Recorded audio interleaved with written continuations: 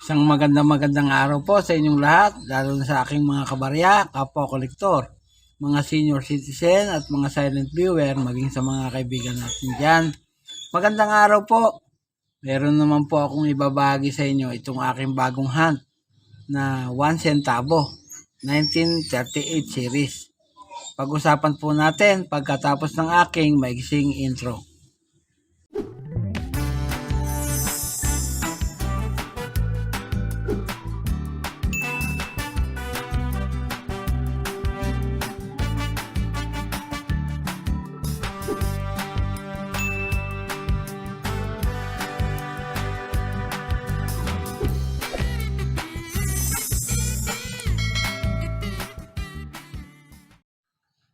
At narito na po sa inyong harapan itong aking bagong hands na coins, ang 1 centavo noong panahon ng Philippine Commonwealth. Sa harapan ng bahagi po ng coins na ito ay makikita tayo ng isang lalaki na tila nakaupo sa pukpukan ng isang panday. Nakaharap sa kanan sa may bulkang mayon na umuusok-usok pa. Sa ibabaw, mayroong nakalagay na denomination, 1 centavo, at sa ilalim ang katagang Pilipinas. Yan po. Sa reverse na bahagi naman po ay makikita natin ang coat of arms of the Philippines na may agila sa ibabaw na nangangahulugang nasasakop pa tayo ng bansang Amerika. Yan po.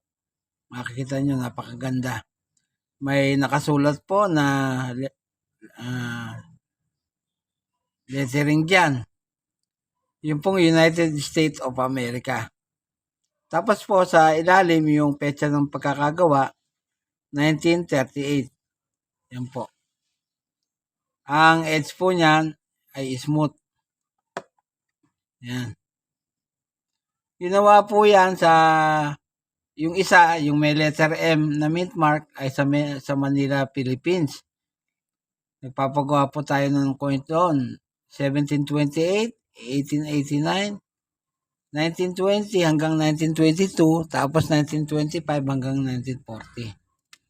Yung may letter S naman po na mint mark sa United States Mint, San Francisco, United States natin yung pinapagawa yan. Nagpapagawa po tayo ng coins doon, magbuhat 1854 hanggang sa kasalukuyan. Ito pong mga coins na ito ay nakuha ko dun sa lagayan ng barya ng aking kaeskwela. Nang minsang dinalaw ko siya at hiling ko sa kanya na pagkaloob na lang sa akin. Binigay naman po niya, kaya ito ibinabahagi ko sa inyo. Yan nga pong coins na yan ay coins ng ating mahal na bansang Pilipinas. Ang period po ay Commonwealth noong magbuhat ng 1935 hanggang 1946. Standard circulation coin po yan. Ang taon, 1937 hanggang 1944. Tapos po, nasundan ng 45 yan, 1945. Ang value po, 1 centavo. Ang komposisyon po niyan ay brass. Tumitimbang po ng 5.3 grams at may diameter na 25 mm.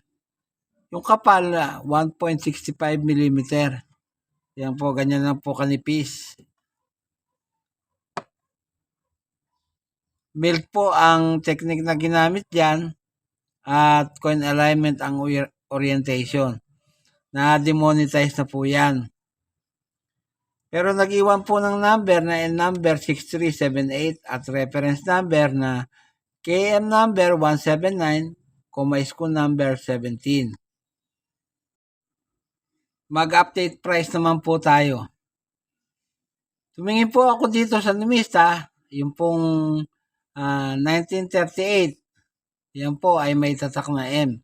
Ang pinagawa po ng ating mahal na bansang Pilipinas noong panahon na yon ay 10 million lamang o may 9% sa frequency ng pera na yan. Kaya nagkakalaga po ang good niya ng 3.80, 3 pesos 80 centavos. Ang very good po ay 16 pesos. Fine ay 27 pesos at ang very fine ay 81 pesos. Doon naman po sa petsang 1940, como 4 million lang po ang pinagawa at 8% lang po sa frequency, yung pong 1940 na coins, 4 pesos and 70 centavos ang good niyan. Ang very good po, 21 pesos. Saka yung very fine.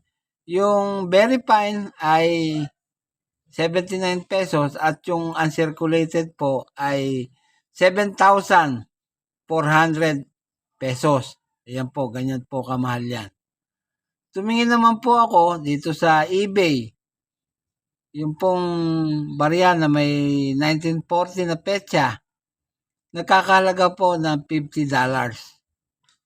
Yun naman po dito sa isa pang eBay, kung ang petsa ng inyong pera ay 1944, nagkakalaga naman po ng $70.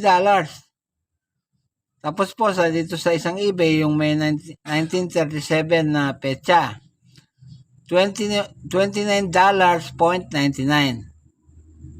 At sa News Corner naman po, yung 1944, nagkakalaga po ng €11.95.